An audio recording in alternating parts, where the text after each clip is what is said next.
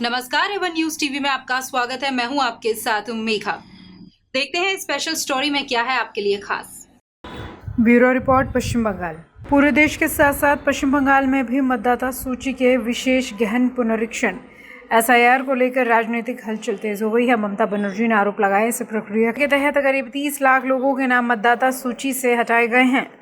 ममता ने कहा, सबसे चिंताजनक बात यह है कि नेताजी सुभाष चंद्र बोस को लेकर बीजेपी के कुछ नेताओं की ओर से की गई टिप्पणी बेहद दुर्भाग्यपूर्ण और शर्मनाक है। उन्होंने कहा, जय हिंद का नारा नेताजी की अमूल्य देन है और यह देश के 140 करोड़ लोगों की भावना से जुड़ा है। नेताजी का अपमान किसी भी कीमत पर स्वीकार नहीं किया जा सकता।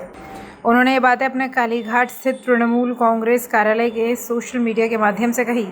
এবং ঘরে বসে ডিলিমিটেশন করছে, সেন্সাসের কাজ শুরু হয়েছে, কিন্তু কোনো পলিটিক্যাল পার্টিকে ইনভলভ করা হয়নি, অন্তত আমাদের তো হয়নি। তাহলে বুঝুন সেন্সাসে কার নাম থাকবে আর জনগণনায় কার নাম বাদ যাবে। আবার যে আর একটা এসআইআর এর পাল্টা এসআইআর হচ্ছে না, এমনিতেই তো 32 লক্ষ লোকের নাম এখনো ওঠেনি। এর জন্য তো আমি সুপ্রিম কোর্টেও গিয়েছিলাম, ভেবেছিলাম বিচার পাবো, কিন্তু বিচারের বাণী বিশ্বকবি রবীন্দ্রনাথ ঠাকুরের ভাষায় আজও নীরবে নিভৃতে কাঁদে। এর জন্য গণ আন্দোলন এবং সচেতনতা বৃদ্ধি হওয়া দরকার। সবাইকে একজোট হয়ে লড়ার দরকার। যারা ভাবছে আমি একেলা লড়বো, আমাকে তো পারমিশন দিচ্ছে মিটিংয়ে, তৃণমূল কংগ্রেসের মমতা ব্যানার্জিকে নাইবা দিল, তাতে আমরা গেনার হব।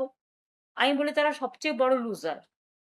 আমি আইন মেনে চলি বলে। स्पेशल रिपोर्ट में फिलहाल इतना ही। खबरों के लिए आप देखते रहिए एवन न्यूज टीवी। नमस्कार। কিন্তু মনে রাখবেন, আইন যদি বেলাইন হয় প্রশাসনের কাছে, তাহলে মনে রাখতে হবে আমাদেরও প্রোগ্রাম করার অধিকার আছে। আমি দুঃখিত, বিজেপির কয়েকজন যারা রাজনীতির জানে না, যারা সংস্কৃতির জানে না, যারা সম্প্রীতির জানে না, যারা দেশটাকে চেনে না, যারা বাংলাটাকে চেনে না, তারা আজ দেশনায়ক নেতাজি সুভাষচন্দ্র বোসের যে অসম্মান, যে অপমান করছে, তাদের একটু মনে করিয়ে দিই, ইন্ডিয়ান ন্যাশনাল আর্মি তৈরি করেছিলেন নেতাজি সুভাষচন্দ্র বোস, প্ল্যানিং কমিশন তৈরি করেছিলেন নেতাজি সুভাষচন্দ্র বোস, আন্দামান নিকোবরে শহীদ দ্বীপ, স্বরাজ দ্বীপ, স্বাধীন দ্বীপ ঘোষণা করেছিলেন ভারতবর্ষের স্বাধীনতা আন্দোলনের সময়, স্বাধীনতার আগে নেতাজি সুভাষচন্দ্র বোস। তার জয় হিন্দ স্লোগান আজও সবার মুখে মুখে বাজে।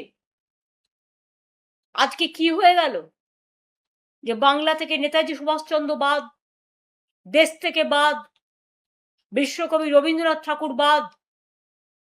কোন অজানা অশনি সংকেত ব্যঙ্গ করে বিজেপির নেতারা বলছেন। কেউ তাকে নানা রকম ভাবে সাম্প্রদায়িক আখ্যা দিচ্ছেন, কেউ বা নানা ভাষার তকমা দিচ্ছেন। আমি সেই ভাষাগুলো বলে নিজেকে লজ্জিত করতে চাই না। स्पेशल स्टोरी में फिलहाल इतना ही। खबरों के लिए आप देखते रहिए एवन न्यूज टीवी। नमस्कार।